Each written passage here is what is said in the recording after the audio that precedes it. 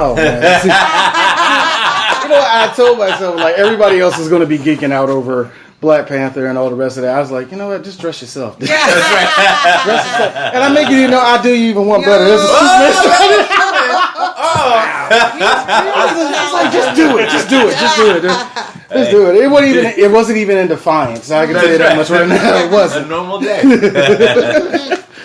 Well said. All right. So my first question: Marvel. This is the 18th Marvel Studios film. 18th. But the quality hasn't dropped off at all. It's like, if anything, people are getting more and more excited about these. Yeah. How, as an executive producer, are you able to keep this quality going and make sure that phase 3, 4, and 5 continue what's been established? Yeah, it's interesting. You know, I think after 18 movies, we always say, if we don't think the movie's working, you guys definitely aren't going to like it, because we spend so much time with these characters and with these ideas. So what we started to do really is figure out how to sort of map on different genres of movie into these characters, so that when we're making the films, even we feel from the nascent stages how different they are from each other. Because I think if we just tried to do origin story after origin story, we'd get super bored. You guys would get bored too. So how do we shoot that? How do we hop past it? You know, for Black Panther, one of the touchstones very early on was James Bond, because we hadn't done it. We were like, oh, wouldn't it be cool, because, you know, he's the head of his nation, but he's also kind of their best weapon, so he's sort of James Bond, as if James Bond was also the Queen of England. How do we build something like that? Ant-Man, for instance, was like, how do we do a heist movie in the Marvel Universe? So as we start to expand and continue to do these films, it's, hey, let's look at genres that we love that we haven't done before, and figure out what characters that exist in the Marvel Universe fit best with those genres. I think that's been helpful. And the other leg of the table, I think, is finding new filmmakers, new voices, who maybe haven't done it before, but who have very signature kind of style. So Ryan Coogler, obviously, in this film, I think brings the same sort of quality of storytelling, character development, and performance that he did in Fruitvale and Creed. Taika Waititi brings the same humor that he brought in What We Do in the Shadows to Thor Ragnarok. John Watts, when working with kids in Cop Car, translates to Spider-Man Homecoming. So let's find those filmmakers who aren't obvious necessarily, and surround them with the technicians to allow them to do a film at this scale. So I think one of the questions I was just thinking in terms of, like, everybody talks about overnight success, right? And you're not an overnight success. So if you look at your IMDb, right, it's like Winter Soldier. Right. But I know that wasn't where you just boom popped up. Right. If you guys can both kind of talk about, obviously, Ruth, we talked a little bit earlier about your career and how this long-standing career, but kind of like how like you've gotten up to this point in Black Panther. For me, it was just grinding. I mean, again, I cannot compare it to Ruth's career, which is amazing. But, you know, just starting as an assistant at Columbia Pictures back in 2000, out of school at UCLA, and just taking those jobs that would allow me to expand sort of any skills that I might have now, but definitely about storytelling. Always looking at how can I tell a better story. Working at Participant Media, which was a company that still exists, but wanted to tell movies about social issues. You know, which was great, and actually I got to use a little bit of that here, just because of what Black Panther tackles. So how do you entertain but still infuse something that feels real and feels relevant? Again, but always looking for opportunities to work with good people, to tell good stories, and just to expand the tools in the toolkit. It took a long time, but for me, you know, I was lucky enough to work with people I always liked, so it was never a chore to go to work. And then you know, it's a hustle too. It's sort of a little bit of luck. Yeah. I feel like Spike Lee kind of prepped me, you know, from school days when we were printing T-shirts that said "Uplift the Race," and then going into do the right thing, and, you know, One Hot Day and Bedford-Stuyvesant. And for me, I was juggling Los Angeles and New York. I actually lived in Los Angeles, and I would just go to New York to work with Spike. And every time I got back at 40 Acres and a Mule, you know, just so you know what 40 Acres and a Mule kind of represented, I was always more enriched. I was always introduced to, you know, up-and-coming artists, you know, met Mos Def for the first time and worked with him. And just, you know, just the richness of working at 40 Acres and a Mule. I feel like that's kind of, it springboarded me into something that I've always had, and that was a love for telling stories, as well as like the Black American experience and really getting it getting it right, being authentic, authenticity meant a whole lot to me throughout my whole entire career for everything that I did. I always wanted to make things, I'd rather make something look sweaty than look brand new. Mm-hmm. So that authenticity and that also the African diaspora, Brooklyn has a very strong cultural center. So I feel that, the culmination of my films have kind of prepped me for the Black Panther. It was leading me this way. I just didn't know it. When it comes to the world itself that you see, that you're creating with Black Panther, this goes for both. I know you were probably looking for something that was more unique, never been seen before, but you probably had to look at other, just within Africa itself. You had to look at what they do and how their life is. What was there any process, or how much do you have to go into to build this world of Wakanda itself? What did you have to do? We did a lot. We did a lot early on. Our production designer, Hannah Beekler, created what she called the Wakandan Bible that was over 300 pages long. I heard about that. That was all about picking references that were real, because what we didn't want to do is create a culture out of whole cloth. It would... A, I think it'd be really hard, but B, it also would just feel inauthentic to what is actually in Africa that is really interesting. So, as a storyteller, Hannah and Ryan were able to sort of combine and figure out, well, what tribes would make up Wakanda, and therefore what are the real life references that we can use for those tribes, so that it always felt like we were borrowing from stuff that existed. But to do all that work early on allowed sort of the other heads of departments, when they got on, from costumes to camera to props, to always know where they can find the real reference, so that nobody was going off and sort of freestyling and creating something that felt sort of out of character for the movie. But it was talking to experts very early on, so that even in the script, the references were real, and it didn't allow, I guess, for people to sort of have these flights of fancy that would have felt fake. Yeah, and I think one of the problems is when people use Africa as a reference, it always is the direction is kind of from an anthropological kind of point of view, and that really doesn't, it doesn't work anymore. And we wanted to heighten the royalty and bring it into a modern place, reflect what we see every day, kind of.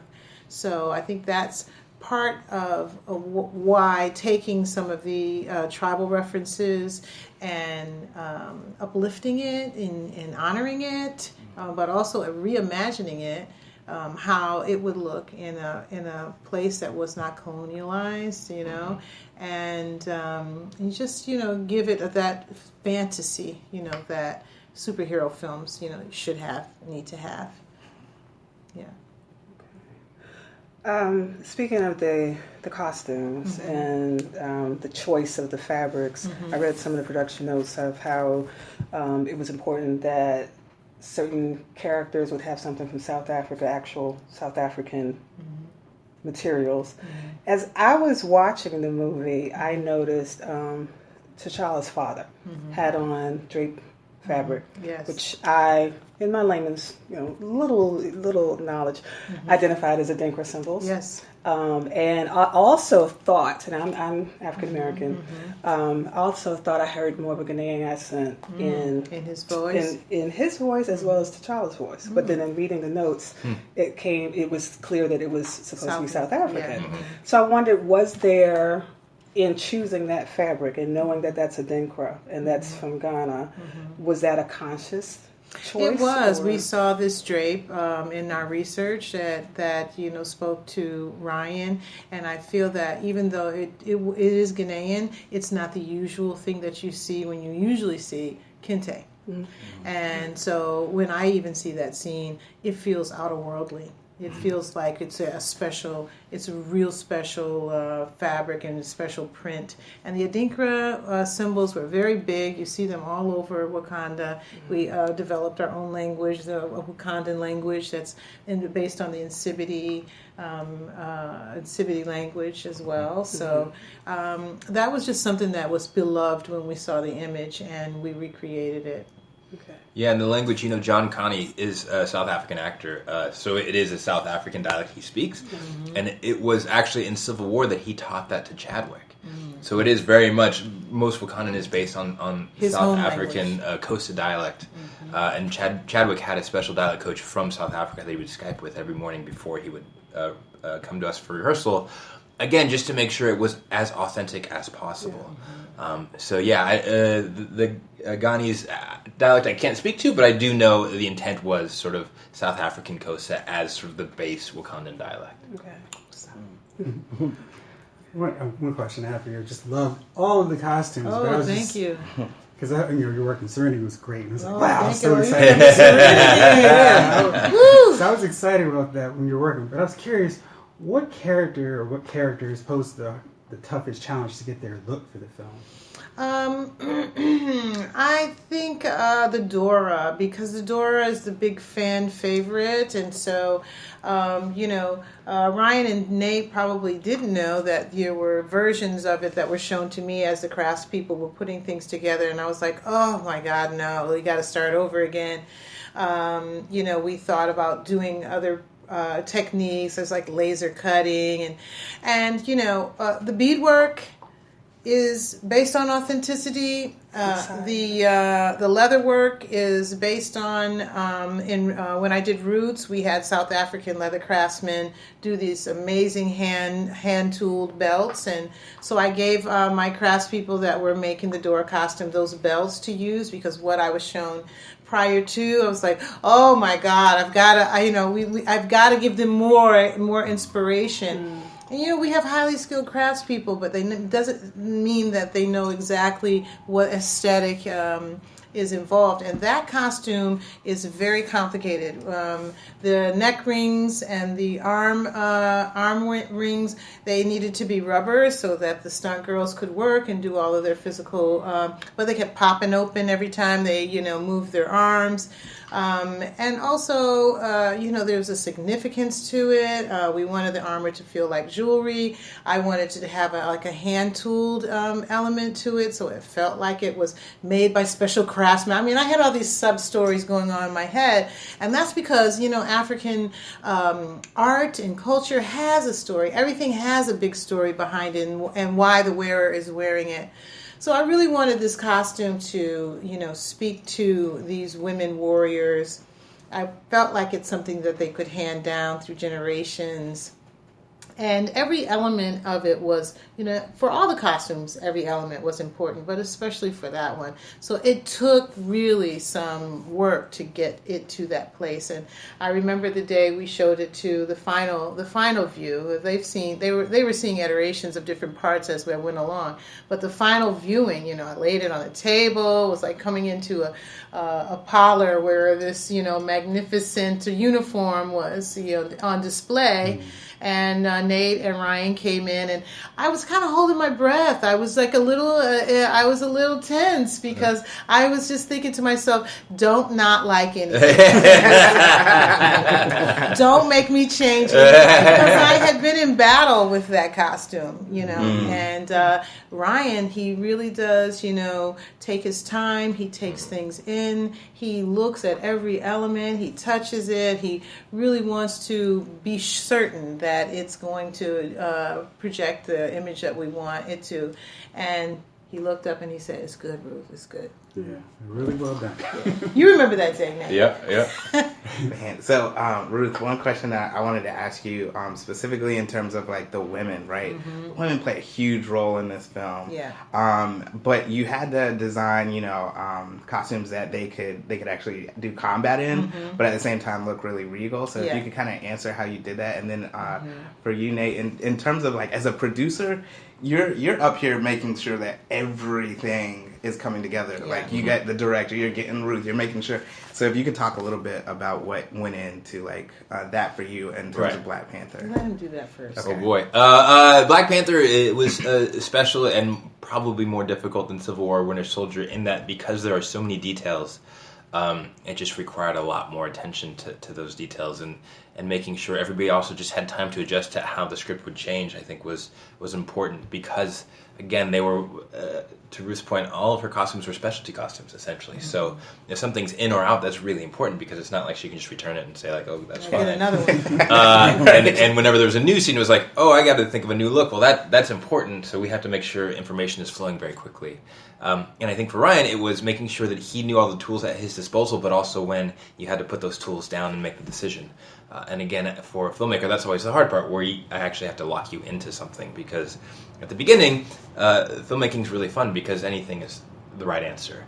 As you start to get closer and closer to production, all of a sudden you have to take choices off the table just because we have to pay for it. So that was a tough negotiation, and I think was a learning experience for him, and just like, okay, here's the point at which I can no longer ask for options. Here's the point where I have to choose. But because this film, again, had everything special made, there were constant choices between stunt performers even, right? So if you think about the stunt performers in our movie, because it is an African nation, we have to find African and African-American stunt performers in volume. They don't exist. Yeah. There's not a lot of these movies, so there aren't a lot of stunt performers because there's not a need for them. So Ryan had to choose people early so that we could train them and turn them into stunt performers. So there's a lot more of those details that usually just say, bring in a bunch of Hydra agents. Cool. Right? You look good. Right? Bring in Wakandans. Hold on. Yes, no, yes. So it was a fun process, but it was a real challenge. Yeah, and we crafted the metal in metal. I hired a jewelry designer to come in and do the Dora adornments in metal. And then we had molds. So we made molds. We had a mold shop in Atlanta. We had a mold shop in Los Angeles. And everything, once it was made in like a prototype, we called it a beauty suit. Then we had to mold even the beads. We had to mold them so that the stunt people were safe. All right. Want to make a very quick question for you, Ruth. When you look at everything you have done, where does this fall at for you when it comes to how proud you are to be a part of that movie? Because you have plenty of them. Hell, I even remember you did on Black Dynamite, and this is one outfit I think McKelty Williams is actually wearing. I was like, man, that thing's cold as I don't know what. I'm not even a person that likes 70s fashion. But when you really look at all this stuff, where does this rank for you? Is it higher? Where? Yeah, well, what's funny is like every one of those experiences was so different from the other, and the consistent thing for me was that I be authentic and I kind of represent Black culture in the best way possible, in a way that would make my family proud. So I just feel that Black Panther was another one like that I wanted to be proud of it. I wanted to represent Black American culture as dynamically as I could, and I didn't want to use like any kind of a stereotype. I had films, I don't really like saying this because I don't want to say anything negative about other people's work, but I was like, this is not The Lion King, this is not Coming to America, this is unique amongst itself, and I have to make sure that we're not doing any kind of shapes like that. We're not doing any kind of comic, over the top kind of looks. I really wanted everything to feel real, and because it's a real place for a lot of people who love the legend of the Black Panther.